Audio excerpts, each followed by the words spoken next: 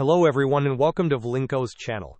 In today's video I will show you how to fix it if the quick access is not working in your Windows machine.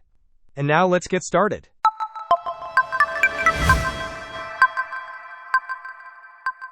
By default, Windows 11 and previous versions of Windows open the File Explorer to quick access.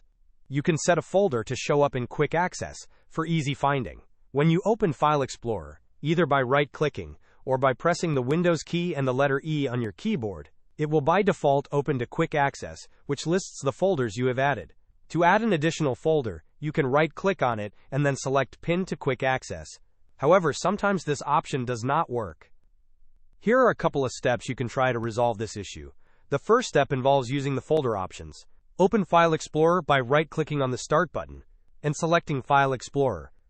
Then click on the three dotted lines, which are the ellipses, and select Options. Once you click on Options, go to the General tab.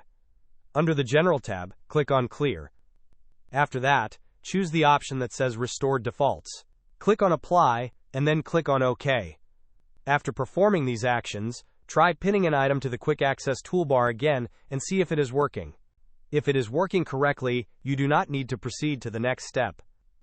If you are still facing a problem after trying this step, the next solution involves using the command prompt. The Quick Access feature relies on AutomaticDestination and CustomDestination folders that contain data files. These files help the Quick Access menu function properly. If the Quick Access menu is no longer working, it is possible that these folders are corrupt or contain invalid data. You can try removing these folders and repinning the contents for the Quick Access menu, which should resolve the issue. Here is what you need to do. Close any open File Explorer windows. Then, open the command prompt as an administrator. In the search bar, type CMD, right-click on Command Prompt, and select Run as Administrator. Once the command prompt window opens, you will need to copy and paste the commands. I will mention these commands in the video description.